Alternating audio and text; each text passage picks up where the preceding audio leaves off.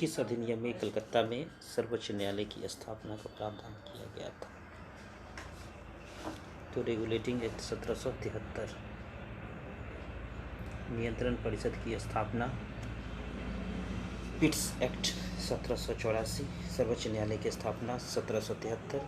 English मिशनरियों को भारत में काम करने की अनुमति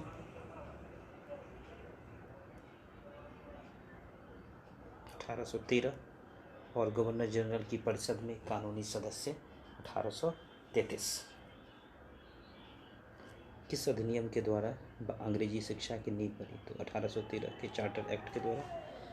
general committee of public instruction act 1823 के द्वारा। प्राच्यविद और आंग्लविद विवाद के द्वारा। चाय और चीनी को छोड़कर ऑस्ट्रेलिया कंपनी के सारे व्यापारिक अधिकार जो है खत्म कर दिए गए थे 1813 के चार्टर एक्ट के द्वारा। भारतवासियों को अपने देश के प्रशासन में कुछ हिस्सा देना संभव हुआ था 1833 के चार्टर एक्ट द्वारा। बजट पर बहस करने की शक्ति 1892 के एक्ट द्वारा मिली थी। भारत में संघीय न्यायालय की स्थापना की गई थी 1935 के एक्ट द्वारा। संघीय न्यायालय 1937 में स्थापित किया गया। केंद्र में द्वैत शासन। भारत सरकार अधिनियम 1935 के द्वारा। केंद्र में द्वैत शासन। भारत सरकार अधिनियम 1935। 1919 में भारत शासन अधिनियम की प्रमुख विशेषताएं थी प्रांतों की कार्यकारिणी सरकार में द्वैत शासन और केंद्र द्वारा प्रांतों को विधायी शक्ति का हस्तांतरण। भारतीय विधानपालिका प्रथम बार द्विसदनात्मक बनी थी 1919 के एक्ट द्वारा। केंद्र में द्विसदनीय विधायिका आया था 1919 का एक्ट। राष्ट्रपति को अध्यादेश जारी करने की ताकत मिली 1935 के एक्ट द्वारा। चुनाव जो है विधानसभा के लिए हुआ था 1926 और 1937 में। संवैधानिक निरंकुशता 1935 के एक्ट द्वारा।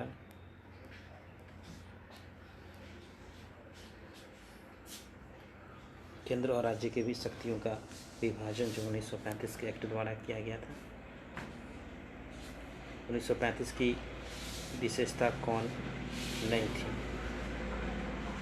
अवशिष्ट विषय जो है प्रांतीय विधायिकाओं को दिए गए थे, जबकि सच में अवशिष्ट विषय जो है गवर्नर जनरल को प्रदान किया गया था।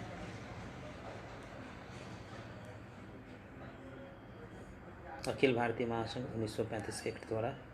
संघीय शासन 1935। संघ में अवशिष्ट शक्तियाँ गवर्नर जनरल को दी गई थी। 1935 का प्रमुख अवयव नहीं है देश के लिए लिखित संविधान। 1935 का गवर्नमेंट ऑफ इंडिया एक्ट महत्वपूर्ण है क्योंकि ये भारत के संविधान का प्रमुख स्रोत है। किस अधिनियम के द्वारा भारत जो है बर्मा से अलग हुआ था? तो 1935 के एक्ट द्वारा अलग हुआ था। एक निर्वाचित संविधान सभा द्वारा भारत के संविधान का निर्माण करने का प्रस्ताव किया गया था क्रिप्स मिशन द्वारा। कैबिनेट मिशन योजना के अंतर्गत जो है 10 लाख पर एक व्यक्ति का प्रावधान था। कैबिनेट मिशन का सदस्य कौन नहीं था? तो विलियम वुड सदस्य नहीं था। भारतीय संविधान सभा का गठन जो है कैबिनेट मिशन योजना के तहत किया गया था। 1946 में निर्मित अंतरिम सरकार में कार्यपालिका परिषद के उपसभापति थे जवाहरलाल नेहरू।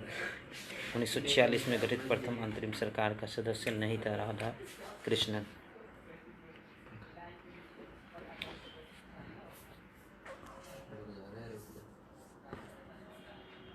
बेबल योजना के अनुसार कार्यकारी परिषद में हिंदू और मुसलमान सदस्यों की संख्या समान होती थी। भारत के लिए संविधान रचना हेतु संविधान सभा का विचार सर्वप्रथम स्वराज पार्टी ने 1934 में प्रस्तुत किया था। संविधान सभा के बारे में कौन सा कथन गलत है?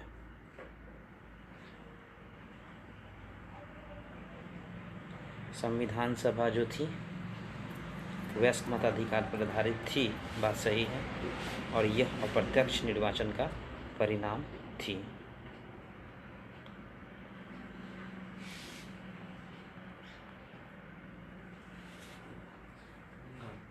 संविधान सभा के बारे में कौन सा कथन जो है गलत है? इसमें निर्वाचन जो है सार्वभौमिक वयस्क मताधिकार के आधार पर किया गया था। यह बात गलत है, क्योंकि इसमें सार्वभौमिक मताधिकार सार्वभौमिक वयस्क मताधिकार पर नहीं था, यह सीमित वयस्क मताधिकार पे था। भारत में संविधान का प्रारूप तैयार करने वाले संविधान सभा के सदस्यों को विभिन्न प्रांतों की विधानसभाओं द्वारा चुना गया था। प्रांतों में संविधान सभा के सदस्य जो थे प्रांतीय विधानसभाओं द्वारा निर्वाचित थे। संविधान सभा में सदस्यों का चुनाव किया गया था प्रांतीय सभाओं के द्वारा। संविधान सभा के स्थायी अध्यक्ष थे डॉक्टर राजेंद्र प्रसाद। प्रथम बैठक के सच्चिदानंद सिन्हा, उद्घाटन वाली के सच्चिदानंद सिन्हा। संविधान निर्माण सभा के अध्यक्ष राजेंद्र प्रसाद। संविधान सभा के अध्यक्ष डॉक्टर राजेंद्र प्रसाद। संविधान सभा की स्थापना हुई थी 9 दिसंबर 1946 को। संविधान सभा का गठन दिसंबर 1946 में, प्रथम अधिवेशन 9 दिसंबर 1946 को, पहली बैठक 9 दिसंबर 1946 को। एक संविधान देने का प्रस्ताव संविधान सभा द्वारा किया गया था 22 जनवरी 1947 को। संविधान की प्रस्तावना रखा था जवाहरलाल नेहरू ने। उद्देश्य प्रस्ताव जवाहरलाल नेहरू ने रखा था। पंडित नेहरू का उद्देश्य प्रस्ताव को संविधान सभा स्वीकार किया गया था। उद्देश्य का महत्वपूर्ण उद्देश्य की पूर्ति करती थी। संविधान को भारत के लोगों ने आदेशित किया था। तीनों बात सही है। भारतीय संविधान को बनाने संविधान सभा की कुल कितनी बैठकें हुई थी? तो 12 बैठकें हुई थी।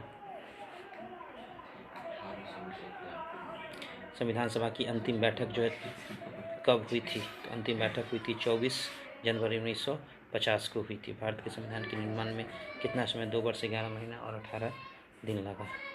संविधान सभा के पहले उपाध्यक्ष जो थे एस.सी. मुखर्जी थे। एकमात्र कांग्रेसी सदस्य जो थे के.एम. मुंशी थे। राजस्थान रियासत का कृष्णमाचारी ने किया था। और संविधान सभा के अध्यक्ष जो थे संघ संविधान सभा के अध्यक्ष जवाहरलाल नेहरू थे। संवैधानिक सलाहकार बी.एन. राव थे। प्रथम प्रारूप तैयार किया था बी.एन. राव ने। तृतीय वाचन शुरू हुआ था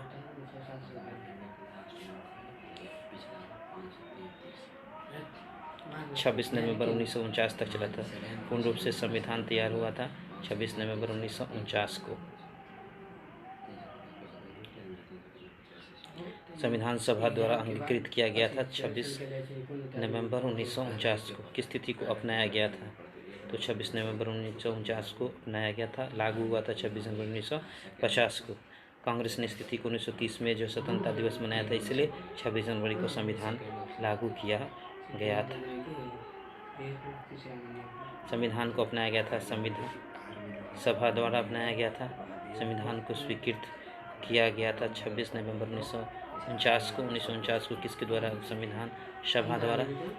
तो संविधान को अधिकृत और विनियमित किया गया था 26 नवंबर 1949 को। बी.आर. अम्बेडकर का संविधान सभा में निर्वाचन हुआ था बम्बई प्रेसिडेंसी से। भीमराव अम्बेडकर कहिया जन्मे थे? तो 1891 में 1956 में मर गए थे। तृतीय गोलमेज सम्मेलन के विचार विमर्श की परिणति जो है भारत सरकार अधिनियम 1935 के रूप में हुई थी। और 1935 में ब्रिटिश भारत के सूबों और रियासतों को मिलाकर एक संघ बनाया गया था। ऑल इंडिया फेडरेशन की स्थापना की बात की गई थी। भारत का संविधान देश की आवश्यकताओं की पूर्ति करता है। इसको एक गृहीत संविधान कहा जाता है। दोनों कथन सत्य है, लेकिन कारण जो है कथन की व्याख्या नहीं करता है। संविधान में वयस्क मताधिकार को 15 वर्ष के लिए खत्म करने की बात मौलाना अबुल कलाम आज़ाद ने की थी। कांग्रेस को राजनीतिक दल के रूप में ख़त्म करने की बात कही थी महात्मा गांधी ने।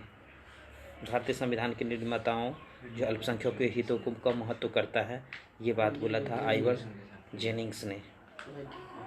अब जो है संविधान कांग्रेस है, ये बात बोला था ऑस्टिन ने। संविधान में 15 गो महिला सदस्य थी।